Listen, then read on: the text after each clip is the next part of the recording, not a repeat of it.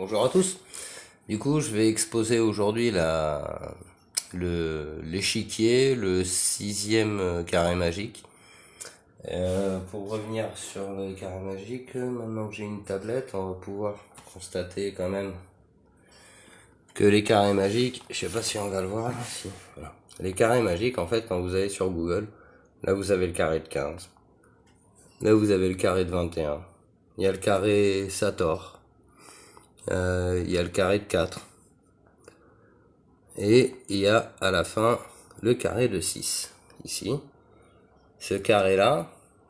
Et après, il nous donne après le carré de 9. Alors, à travailler, je l'ai pas encore travaillé. Mais nous, on en est au carré de 6 pour le moment. Voilà. Donc, il faudra, un jour, faudra bien sûr décoder tous ces chiffres-là. Mais pour les décoder, il faut les comprendre. Donc, ceci étant dit, donc les carrés magiques, on voit bien que c'est pas quelque chose de secret. C'est...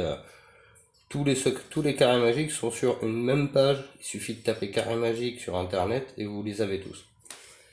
Maintenant, du coup, là on a décomposé. Alors, on a vu qu'on avait gagné la couleur au début. On a les 6 couleurs de l'arc-en-ciel. On a gagné le bleu indigo, qui est ici.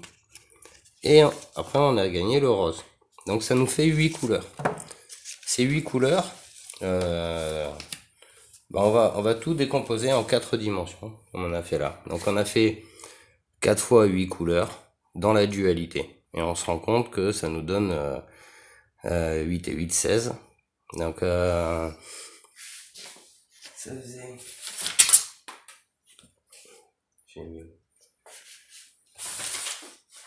Alors, avec ces 16... Voilà, donc on a 6 cases. Ça fait 3 fois 6, 18. Si on rajoute le quatrième, ça fait 72. 72 moins 64, ça fait 8. 8, donc c'est la part de l'esprit, en fait, c'est la 5D, hein, là on est en 4D. On comprend la structure, en fait, avec les 8 couleurs, quoi. Y a tout un tas de calculs comme ça à faire qui sont intéressants. Alors je vais pas m'aventurer là-dedans parce que il faut le faire sur papier, il faut pas se tromper, donc on va rester sur l'analyse un peu de ce truc-là. Donc si on les rassemble, on va voir que, voilà, on se retrouve avec le milieu, voilà bien. Le milieu, ça c'est l'esprit, l'amour, entouré, enfin l'amour, la plus haute vibration de conscience, entouré de l'esprit, ici, et entouré de la matière, ici. La matière qui est, elle, dans la dualité. L'esprit, lui, il unifie la dualité avec la couleur rose. On va pouvoir isoler aussi ces 4 petites tours ici, les 4 carrés là, et retrouver le QR code. Vous voyez, si j'isole ça, on retrouve les 4 pointes là du QR code. Donc le QR code, évidemment, il a une symbolique qu'il nous faudra comprendre, quoi. Là, du coup, ces cubes-là, ils sont en 3 cm. C'est le premier principe de perception. Au début, j'avais fait des cubes de 6 cm qui nous donnaient ça là-haut. Ces cubes de 6 cm, c'est le principe de matière, le chiffre 6. Quand on descend en fractal et qu'on descend à 3 cm, on passe au principe de perception. Avant ça, si vous vous souvenez, j'avais fait la pyramide, celle-là. J'avais fait cette pyramide. Et cette pyramide, elle est en 5 cm.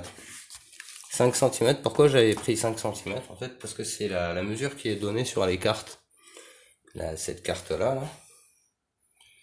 Ce carré-là, il fait 5 cm. C'est 2,5, 2,5, ça nous donne un diamètre de 10. Enfin, 2,5, de 5. Donc 5 c'est la quintessence, mais c'est la moitié du numéraire de 10, du fait de compter par 10. Donc en faisant cette pyramide de 5 cm, en faisant les carrés, etc., Bah ça fait un petit truc intéressant en fait, ça fait. On va voir que le carré Sator du coup, il va rentrer là-dedans. Voilà. Là on a le carré Sator. Le carré Sator qui prend bien sa place, hein, c'est-à-dire qu'on a les 64 cases en fait de l'esprit. Si on va par là, regardez, en bas là, vous voyez à l'échiquier, j'ai 6 cases pour 8. Voilà. 6 cases pour 8. Et avec le carré Sator, ça nous donne hop, 8 cases pour 5. Donc c'est des unités de mesure en fait, tout ça pour dire que ça nous donne le calcul par 8 et le calcul par 10 déjà. Donc ça on voit bien que ça rentre là-dedans. Maintenant on va continuer avec la 4D. Ça va rentrer là-dedans. C'est un peu plus large parce que c'est pas très bien fait, mais on voit bien que ça nous donne ça. Après on continue avec le 3D, bah du coup c'est l'esprit. Après il y a ça. Et après il restait la plus petite, le nous. Voilà. Et après on arrive ici. Donc ça c'est nous. On est bien dans un monde en 4 dimensions, avec les 8 couleurs de l'arc-en-ciel x 4 dans la dualité. Et on voit que ça donne ça. Ce carré-là, il faut l'imaginer en fait en 3 dimensions. Si on le met en 3 dimensions, bah, ça va nous donner ce cube-là. On va le voir tout à l'heure. Vous voyez, ce cube-là, vu que c'est du 3 et que ça c'est du 6, quand on va le monter, ça va faire le même cube. Alors, pour le monter, il faut l'imaginer en 3 dimensions, et imaginer donc l'esprit au milieu. Donc l'esprit, l'immatériel, on sait que c'est le rose et le violet. Donc on va pouvoir le séparer comme ça. Prendre les violets. Voilà. Et on va les mettre comme ça. Et on va faire... Là, on est en train de monter le cube de l'immatériel. Vous voyez, c'est en croisé. Voilà. Là, on a monté notre cube de l'immatériel qui doit être le milieu, en fait, du cube en 3D, de la fleur de vie. Par opposition au cube de la dualité. Parce que tout fonctionne par cube à chaque fois. Voilà, là on a le cube de la dualité et le cube de la matière. Ici. L'esprit, donc il faut les mettre de l'autre côté. Et voilà. Donc on a la dualité de la matière et l'immatériel, la couleur violette et rose. Le violet qui est le plus haut chakra qui est dans l'immatériel. Mais la couleur rose, c'est ce qui a été compris. C'est la 8e couleur, ce qui nous amène à l'infini.